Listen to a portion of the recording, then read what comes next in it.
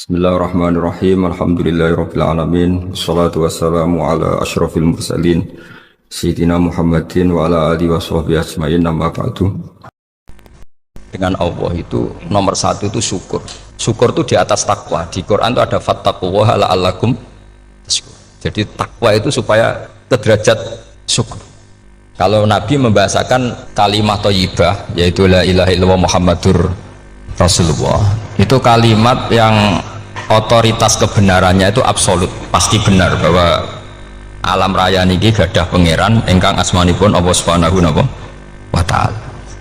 Tapi pengamalan niku, pengamalan la ilaha illallah itu harus ditalkin, diajarkan oleh orang yang spesialis ya, orang yang benar-benar mempunyai maslak. Maslak itu cara sampai kepada Rasulullah Shallallahu Alaihi Wasallam.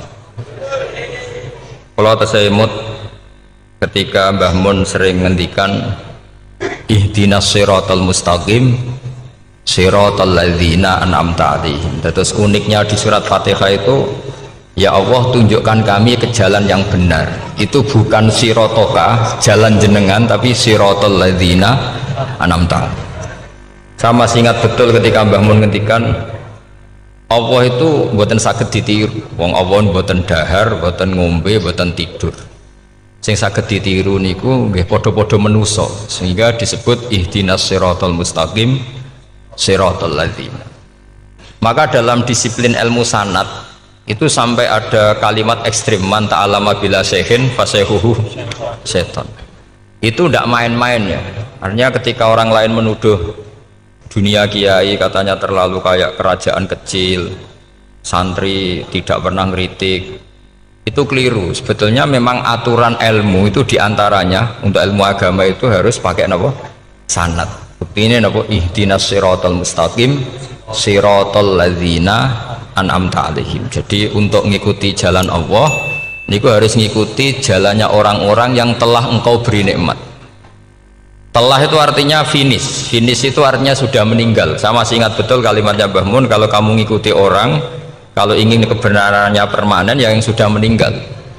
Potongan-potongan soleh dadakan ngeten kan nggak meyakinkan.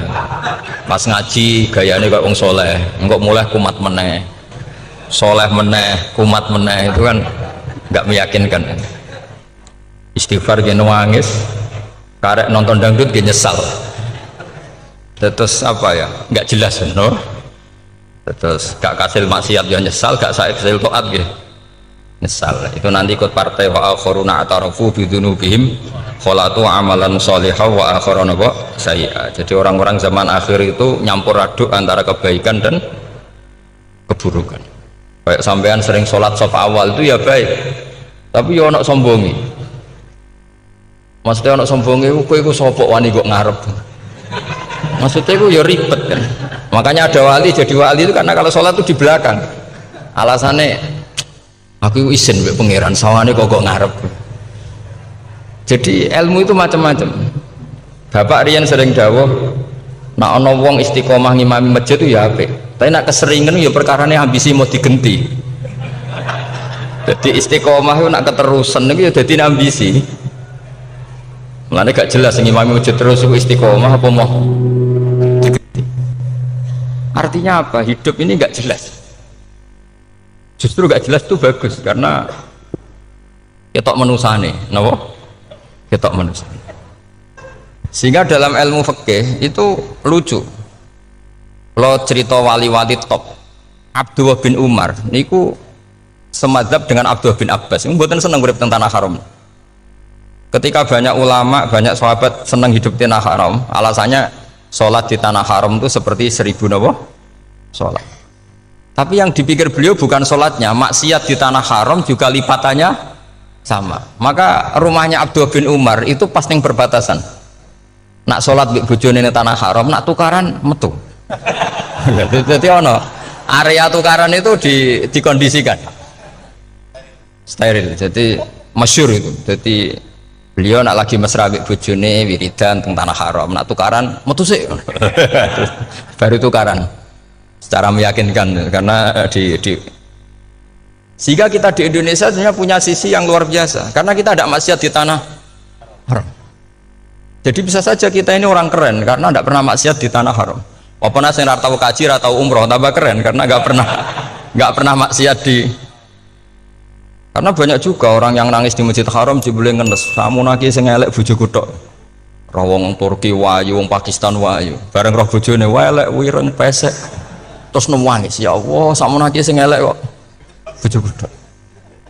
Nah, berhubung wayah haji dikira itu religius, no?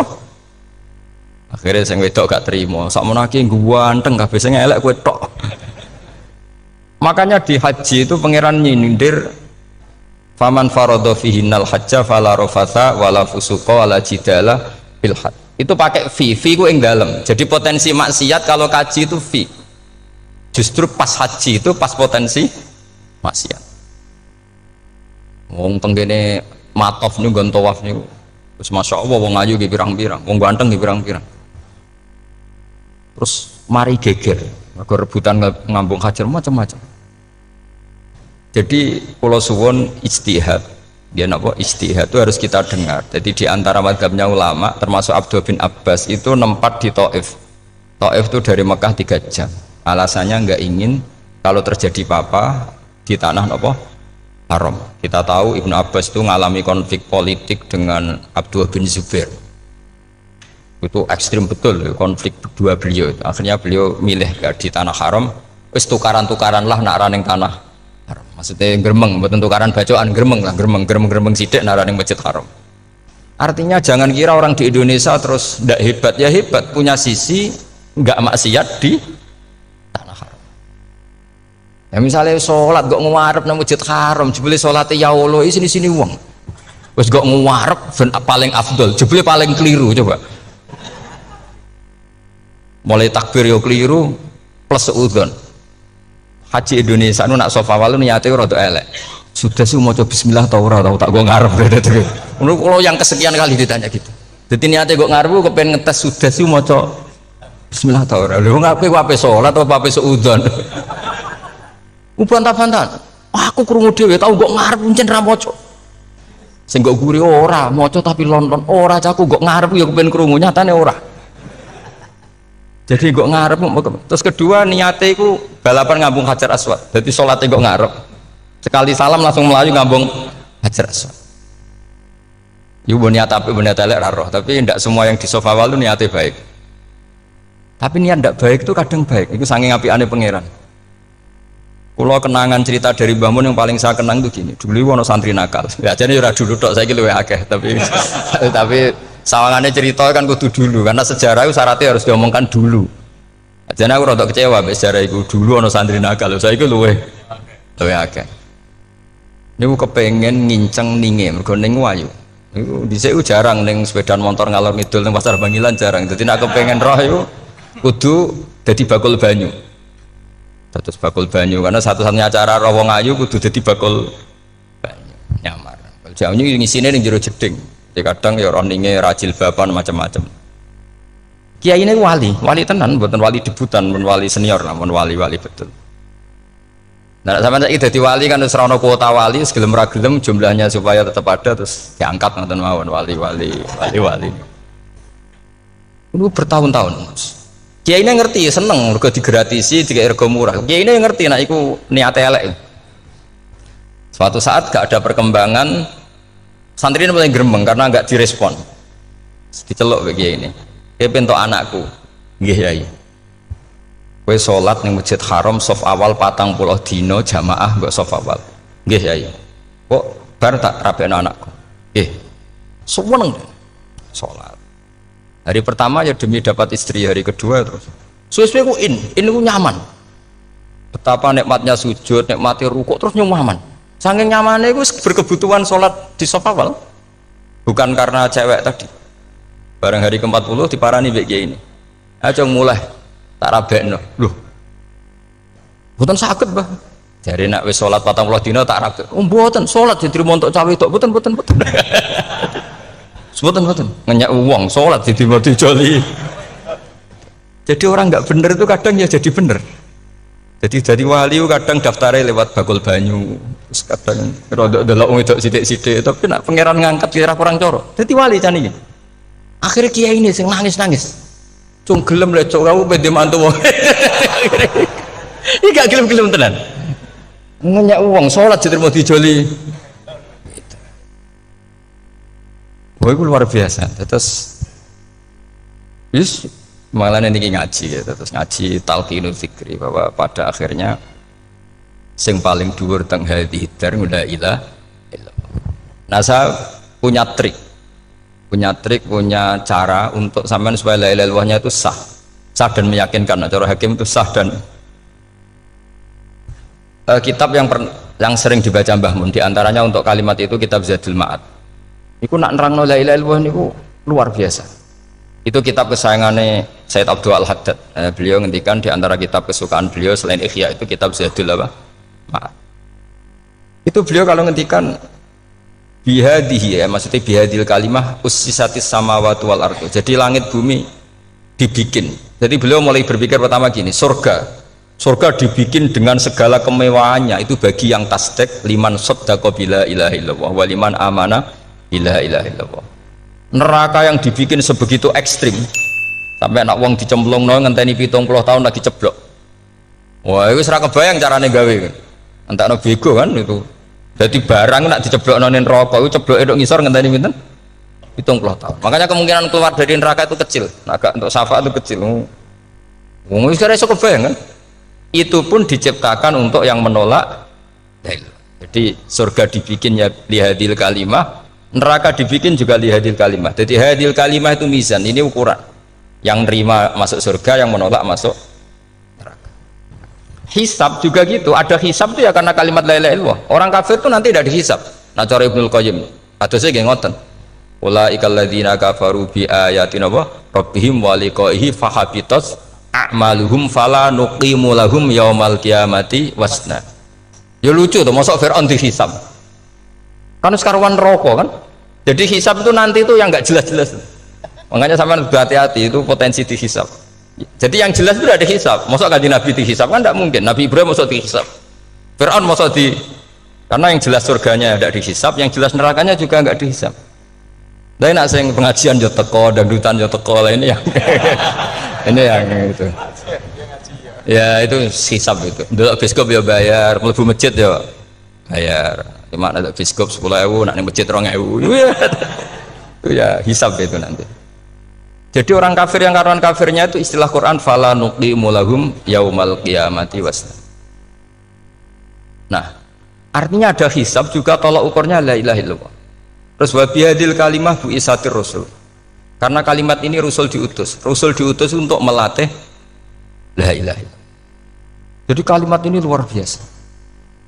Tapi setelah jadi tahlil terus yang mau coba ngantuk terus jumlahnya kakean kan, terus akhirnya gak sakral.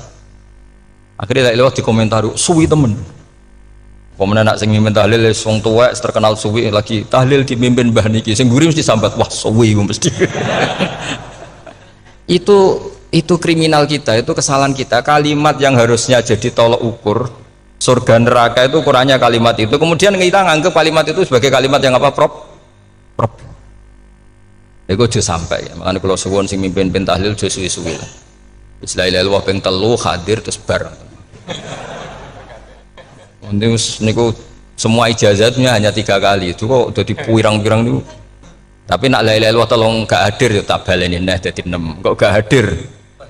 Jebule ping 1000 pun ndak hadir. Itu yang masalah. Terus kalau waca ndak ini supaya sampean ngerti kalimat itu menjadi kualitasnya bagus ndak itu karena cara pandang.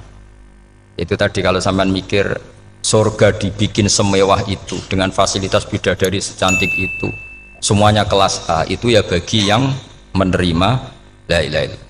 Neraka dibikin se ekstrim itu juga bagi yang nolak. Jadi ini kalimat pembeda, makanya kalimat tuh hakin alaiha nahya wa alaiha namu. Terus wabiha atau wa alaiha ijazah gini usumnya usum wabiha atau wa alaiha tren ini gini wa alaiha atau wabiha nupas wa alaiha enggak yang di sini umumnya alaiha nahya wa alaiha namut wa alaiha atau wabiha wa alaiha atau wabiha Oh berarti ora jelas prinsipnya, gak jelas. Gak jelas. Jadi kula suwun Mbah Mun sepuh-sepuh niku fi akhiri hayati nu sering maos talqinu dzikri. Karena memang beliau ingin di akhir hayatnya juga kita semua nanti di akhir hayatnya semuanya min ahli la ilaha illallah Muhammadur Rasul. Dan itu dimulai dari sesuatu yang sangat-sangat ilmiah. Yaitu tadi dimulai kenapa surga dibikin untuk sing iman la ilaha illallah. Kenapa neraka dibikin untuk yang menolak la ilaha illallah. Kemudian Rasul diutus untuk melatih la ilaha illallah. Nanti ada azab ya karena menolak la ilaha illallah. Ada maghfirah karena yang terima la ilaha illallah. Makanya istighfar, kalau cara oleh istihad, niku istighfar itu setelah la ilaha illallah cara kalau oleh istihad. Di beberapa Indonesia itu thariqah punya istighfar dulu baru la ilaha illallah. Tapi banyak ulama yang berpendapat dibalik. La ilaha illallah dulu baru. Karena istighfar itu didengar Allah itu setelah tauhidnya benar. Ini cara madzhabnya Abul Hasan apa? Asyadili, yaitu fa'lam annahu la ilaha illallah baru wastaghfir li dzambika ai li hadil kalimah. Karena orang bisa dimaafkan itu berdasar kalimat la ilaha illallah. Misalnya begini ya. Orang kafir itu kafir terus sampai 70 tahun. Sekali melafatkan la ilaha illallah itu yughfar lahum ma qad salaf. Jadi kullil ladzina kafaru iyantahu yughfar lahum ma qad salaf. Artinya orang kafir itu belum pernah tahlil, belum pernah istighosah, ya belum pernah istighfar, tapi sekali melafatkan la ilaha illallah secara sah langsung yughfar lahum ma qad salaf. Berarti dulu mana la ilaha illallah sama istighfar untuk kepentingan dimaafkan Allah? La ilaha illallah cara madzhab Abul Hasan Asyadili, karena alasannya wong kafir sing kafir wae tanpa istighfar asal kalimat la ilaha illallah benar langsung yughfar lahum ma qad salaf. Jadi cara pikirannya Abul Hasan Asyadili itu la ilaha illallah yang benar dan kamu baru istighfar nanti insya Allah pasti dimaafkan bihaqi la ilaha illallah. Jadi fa'lam annahu la ilaha illallah baru wastaghfir li dzambika bihadil kalimah, karena sahnya istighfar setelah kalimat ini sah. Itu orang kafir yang kafir berpuluh-puluh tahun itu langsung diberi bonus sama Allah yughfar lahum ma qad salaf. Nah, ukuran iyan tahu pakai apa coba? Hei para wong kafir nak kowe mendo sangka kekafiran, ukurannya pakai apa? La ilaha illallah. Sekali la ilaha benar langsung yughfar lahum ma qad salaf. Makanya ketika ya Ja'far Shadiq, Sayyid Ja'far Shadiq beberapa lama arja ayatin fil Quran adalah qulil ladzina kafaru iyantahu yughfar lahum ma qad salaf. Ketika mangane kan apik sesuk malaikat. Lha wong kafir 70 tahun Gusti. Mau celek lu pisan langsung jenengan sepuro. Mosok kula imam tahlil mboten jenengan sepuro. Ya, tapi masalahnya nak malaikat. Tapi kowe golek wajib lha iku semari perkara iku. Semari masalah kan. Bangsa ora ikhlas iku malah masalah. Nah sing gure malah meneh. Tapi kowe mau celek lu ambek gremeng. Mergo kesuwen. Lah nak kesuwen wong gremeng sing dosa sing tahlil apa sing gremeng? Sing tahlil ya melok dosa mergo kesuwen, sing gremeng dosa wong kalimat thayyibah kok digremengi. Nah terusno sing ngundang ya melok dosa pisan ribet kan. Ya ora ono fikih ngono ya ora ono. Maksudnya kalau cerita daripada rawan dosa ya mendingan la ilaha illallah sing ora gremeng. Carane piye? Sing mimpin ya sing fasih sing cepet. Yen insyaallah. Oh teng desa kula anggere muni tahlil ben Gus bakso nang kabeh, mesti cepet. Jamin mesti cepet. Kalau ya sering ngomong, aku cepet lah lu mati sing suwi. Mergo suwi mari dosa gremeng ya perkara. Nah kiai-kiai kan do sungkan mek kula. Nah teng adat masyarakat kan nggih sampai Gus sampai anak kiai kan sungkan dadi kiai-kiai sing tua-tua akhirnya melok cepet. Dan ini harus dielmoni. Saya ulang lagi ya. Sebetulnya dalam thariqah Syadziliyah itu la ilaha illallah dulu baru istighfar. Alasannya apa?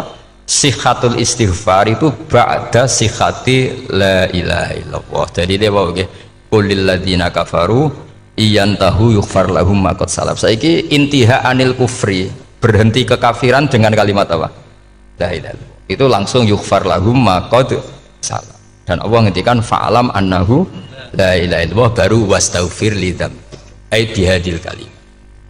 Artinya gini, bisa saja istighfar kita itu tidak didengar Allah karena tauhid kita tidak pernah benar. Mau ngelafat notok tapi tauhidnya tidak benar. Maka terus dibutuhkan latihan-latihan dari ahlul ilmi, misalnya kayak Imam Sanusi, kayak Imam Asy'ari itu pelatihan-pelatihan la ilaha illallah dengan pemaknaan yang luar biasa. Misalnya begini, ambil saja la ilaha illallah itu dengan makna seperti ini, tidak ada sesuatu yang maujud kecuali disebabkan oleh yang super maujud. Alam raya ini, langit bumi ini kadung berstatus maujud, kan nggak mungkin yang maujud diciptakan yang tiada.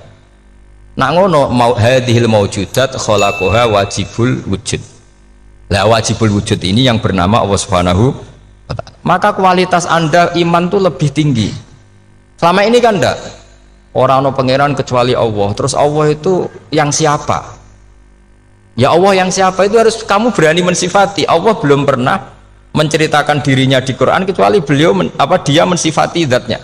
Saya adalah sing khalaqas samawati wal arda misalnya. Saya adalah zat yang begini. Karena itu dengan cara itu bisa dikenali.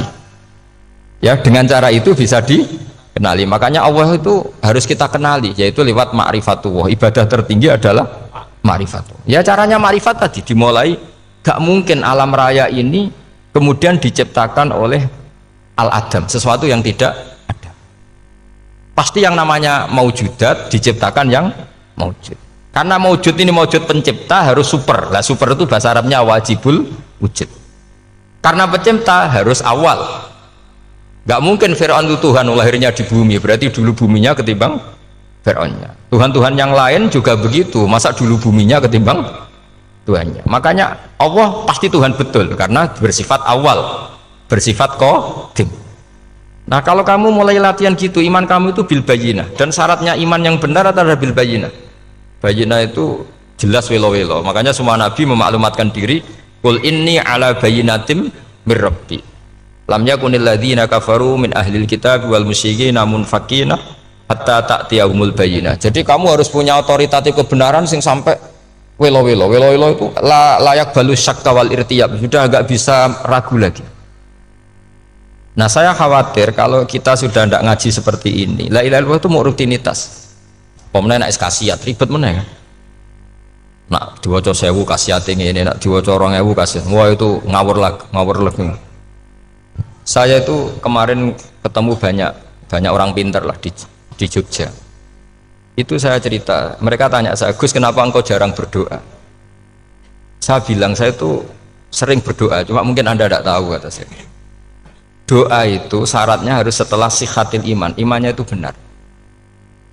Dulu ketika Gerwani itu kampanye komunis itu gitu, anak-anak kecil disuruh memejamkan mata, ayo kamu minta permen sama Tuhan. Ternyata nggak dapat permen, suruh memejamkan mata lagi, coba minta sama bu guru, terus dikasih apa? Permen. Oh berarti yang ada bu guru bukan Tuhan.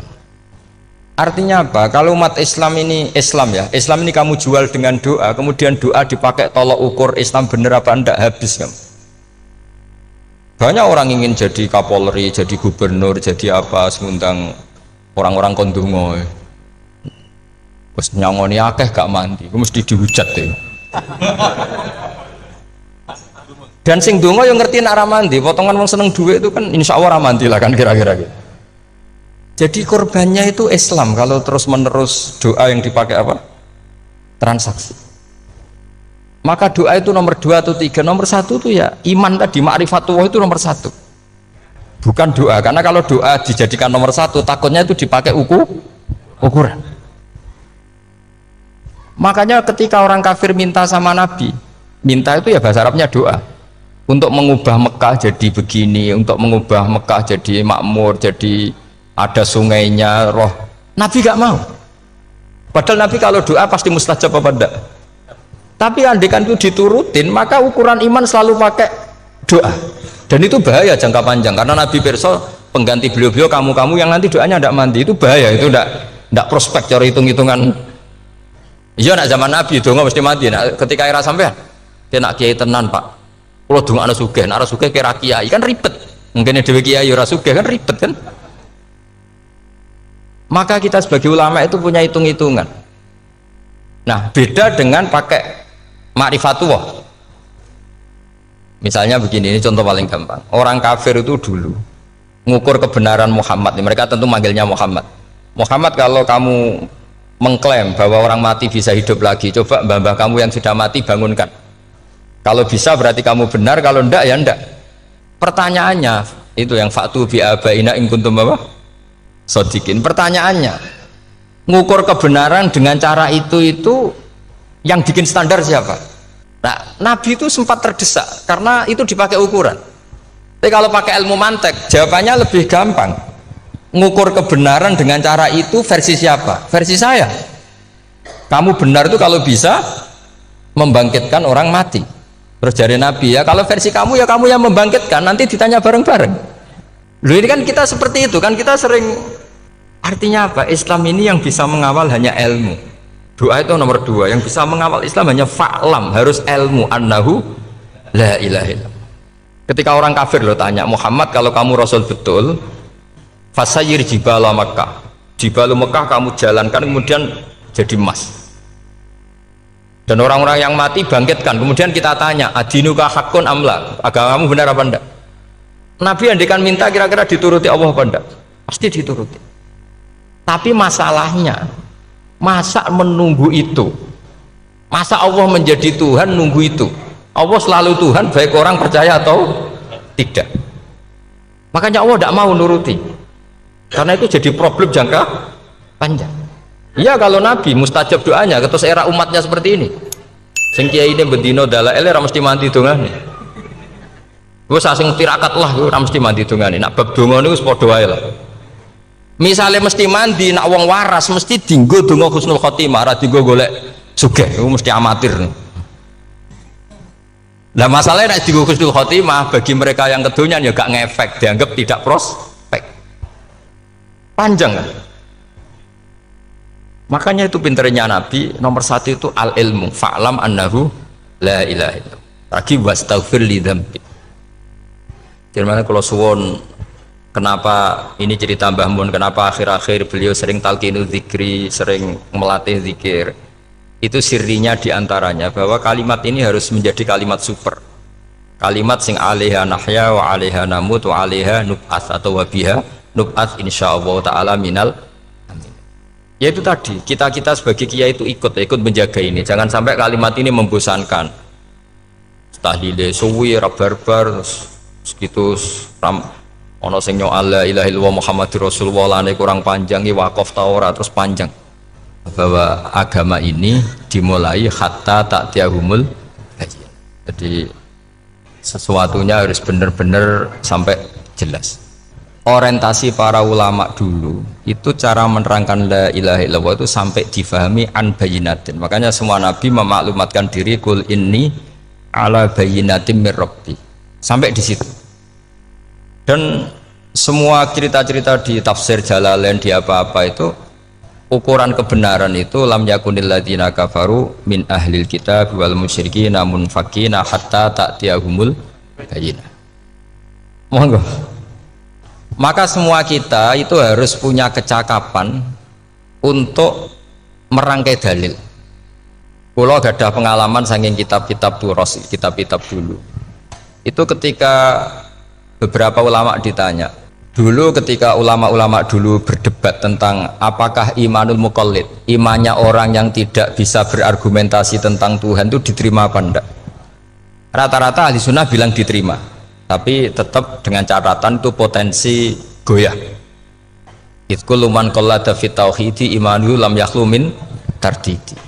Tapi ternyata ulama-ulama itu prakteknya juga mengajari masyarakat supaya ada sedikit dalil atau kepastian logika. Masyhur itu ulama dulu ketika tanya orang-orang Arab, orang-orang desa, ya Arabi, bima arafta rabbak. Kamu kok tahu kalau Tuhan itu ada, itu gimana? Jawabannya mereka meyakinkan. Al-ba'ratu tadullu alal ba'ir wa atharul aqdam yadullu alal masir. Ono tletonge sapi ya mesti ono sapine. Ono atharul aqdam, artinya ono tipake wong liwat ya mesti ono sing liwat. Sehingga itu sudah dianggap cukup kalau ada makhluk ya ada khalik. Artinya terus menjadi gampang ketika Allah ngendikan misalnya am khuliqu min ghairi syai'in. Mosok hadhil makhluqat sing maujudat kemudian khalaqahal adam. Itu kan enggak ketemu akal. Maka termasuk kekaguman saya sama kitab Fathul Bari sarahnya Bukhari itu ngendikane Wahada sing inda ahlil mantak yusama iltidzadan aklian, bahwa agama ini harus ada kenyamanan secara akal. Kalau Nabi membahasakan wajadah halawatal apa? Iman.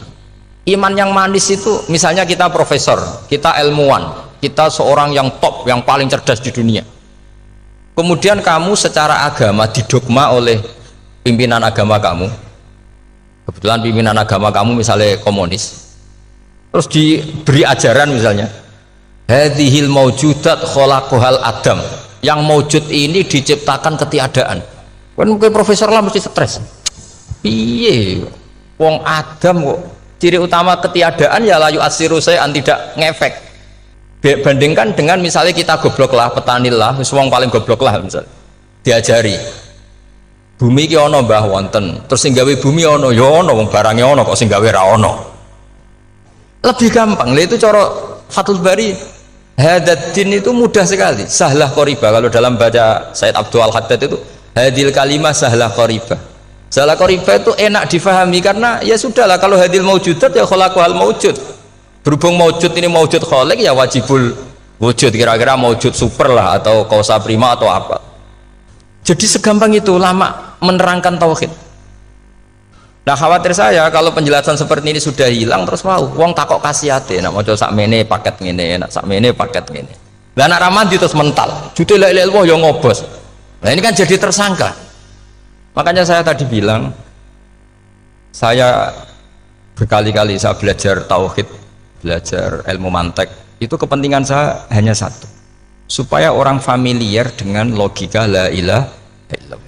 Itu tadi mulai yang pelatihan kelas ringan, yaitu tadi al-ba'ratu tadullu alal ba'ir wa asarul aqdam yadullu alal masir, sampai pelatihan yang agak berat, tapi sebenarnya tidak berat-berat banget. Karena tadi am khuliqu min ghairi syai'in, masa kalian semua yang sebegini hebat maujudat kemudian kamu disebabkan oleh sesuatu yang tiada. Lha iku mbok sampean profesor lah iku ora iso logika, wong barang ra ono kok nyebabno. Al-aqdam yadullu alal masir. Jadi ono teledong ya mesti ono sapi ini, ono kipak tracaane tak kaki ya berarti ono sing barli liwat. Artinya hadil alam ini atharun min athari kudratul. Sekolah suwun kula wau mun maca sanad talqinu dzikri dari Mbah Mun, dan saya berharap kita ini saling menopang. Makanya saya Gus Zofur itu sering belajar mantek sampai belajar usul fikih, karena nggak bisa kita tanpa ditopang ilmu-ilmu seperti itu, nggak bisa, karena banyak khurafat, banyak syubhat. Termasuk penumpang paling gampang adalah Anda berislam secara senang, secara ceria, supaya tidak kepikiran nyuwun sewu pindah agama atau pindah ke yang macam-macam. Makanya diantara rumusnya Islam itu raditu billahi robba. Raditu itu puas, sampai cari di kamus, ridho itu puas, marem. Ojo mbok maca di pangeran Allah pah-pah. Makanya kalau berharap jenengan jangan sering berdoa, nanti gampang kecewa, karena potensi tidak mandinya lebih tinggi gitu loh. Jadi pokoknya seneng pangeran. Pangeran itu sopo sing gawe langit bumi, sing ngekek oksigen ora usah bayar, sing aku elek lah ya payu rabi. Nyifati pangeran sing wis terjadi lho. Ora usah bayangno, wah aku jaluk jadi bupati ya ora, jaluk sugih ribet. Lho kula kecelok wong alim mboten nate nyifat donga nemen-nemen. Sing wis kliwat ya. Ngaku ya wong narukan nyatane payu rabi. Umume wong di mobil gue di mobil. Umumnya wong bingung ya sering melok bingung, sudah sebetulnya. Lho kok sampean kok ora top ya coba.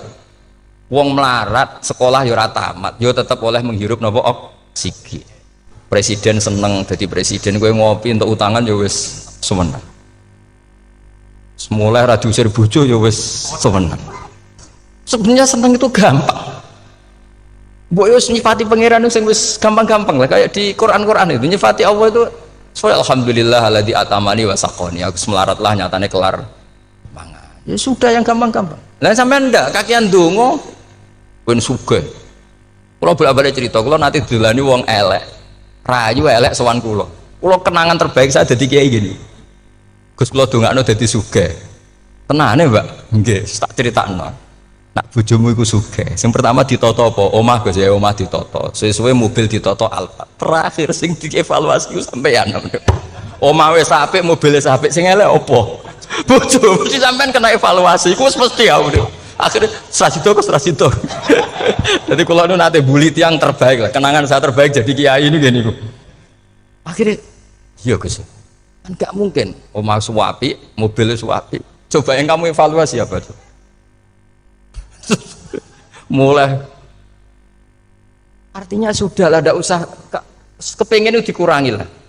Hubungan kita dengan Allah itu mensifati, itu insya Allah pasti lebih indah.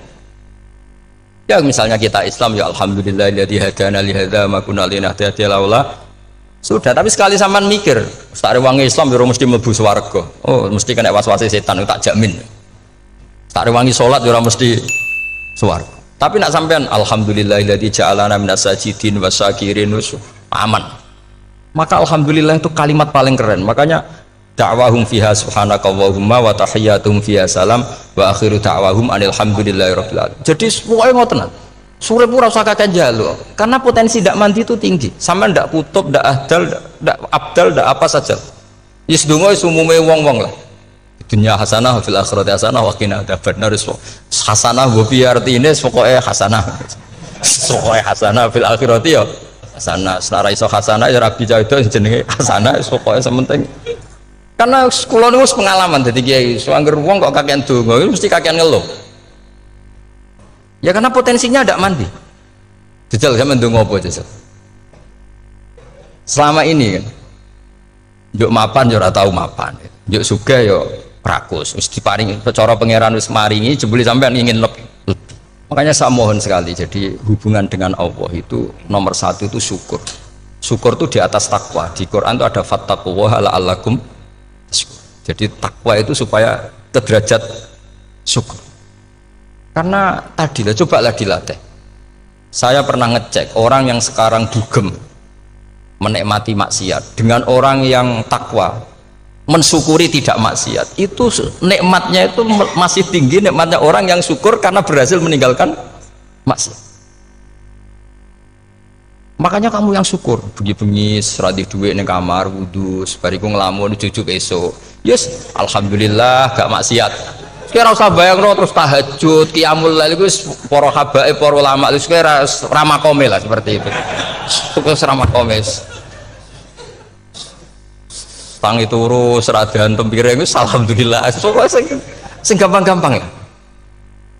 Dan itu memang ajarannya Nabi. Jadi Nabi itu kalau bikin ajaran itu orang sing asbaha aminan fi sirbi sesuatu mu'afan fi badani indahu kutu yaumi faka'an nama khizat lahu dunya bi hadafiriha. Jadi David bayangkan mirip man asbaha aminan fi sirbi ngontrak ya ora diusir sing di omah, kumpul mertua ya ora diusir mertua, kumpul bojo ora diusir bojo, aminan fi sirbi mu'afan fi jasadis urip nak guyu do banter wis bengak-bengok indahu kutu yaumi dina iku iso mangan iku faka'an nama khizat lahu dunya bi hadafiriha. Anggap ae kowe itu sak donya.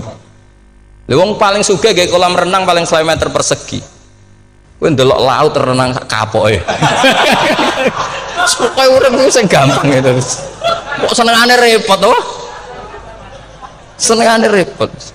Pokoke kula kepengin niku jenengan syukur lah. Pokoke lho nggih malah niki pokoke niki kampanye syukur lah. Pokoke karena tadi coba yang biasa donga-donga niku dikurangi lah. Syukurnya dulu yang lho sampean tak arani. Doa yang mandi itu dimulai apa? Asana Allah. Tinggi mana doa dengan syukur? Syukur. Nabi itu kalau berdoa itu nyifati Allah panjang sekali.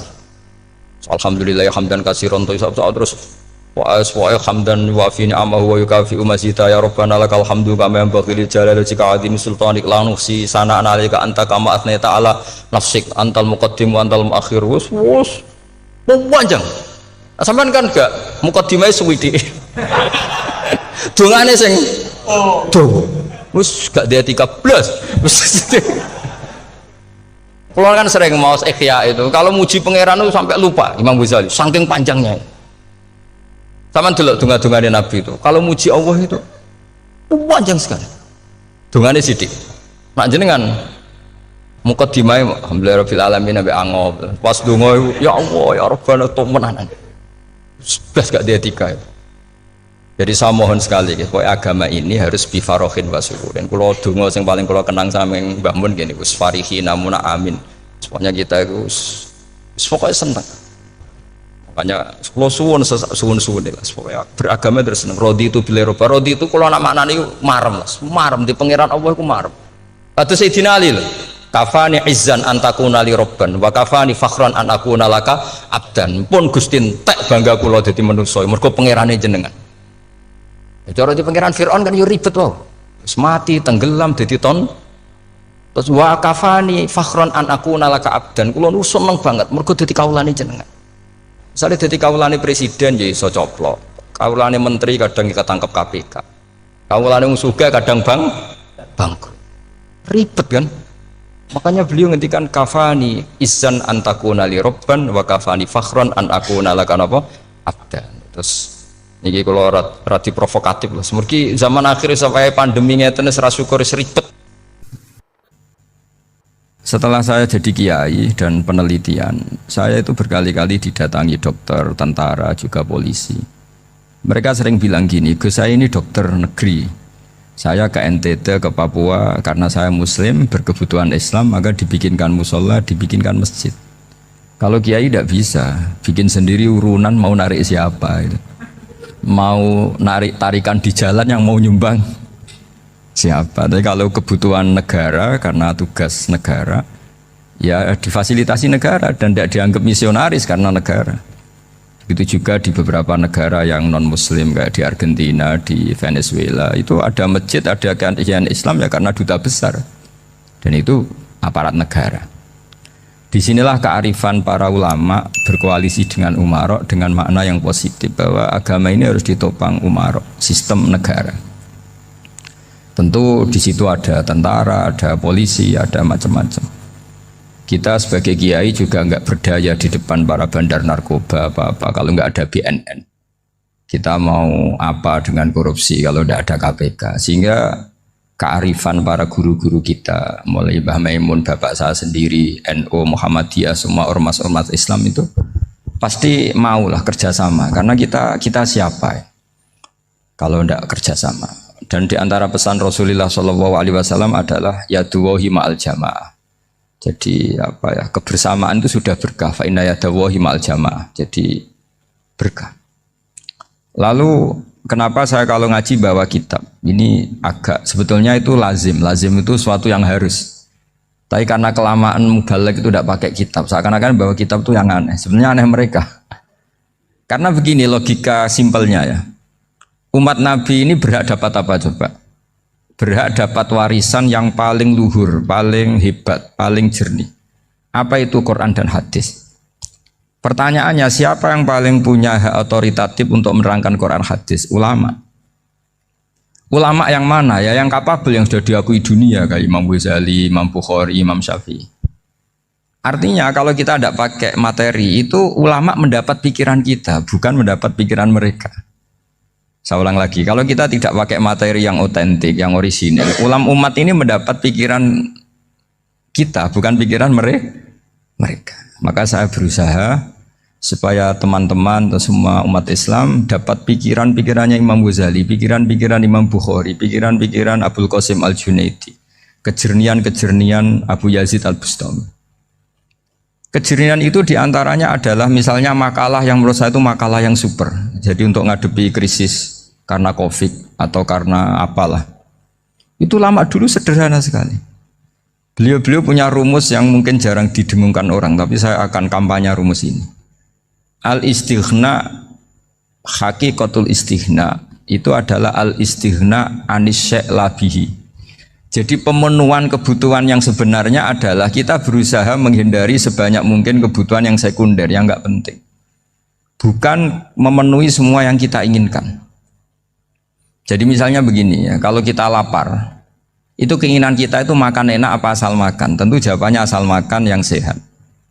Tapi kalau nuruti nafsu kita, makannya yang enak, teman makan ya enak. Terus di warung yang favorit. Ini kan satu kebodohan. Kenapa untuk makan saja butuh definisi sekian banyak? Yang kita harus kecewa, warung favoritnya bisa sudah tutup. Atau kita ke sana harus macet. Ribet. Yang benar-benar arif dan bijaksana itu adalah al-istighna anisya. Sesuatu yang tidak mendesak itu jangan jadikan kebutuhan.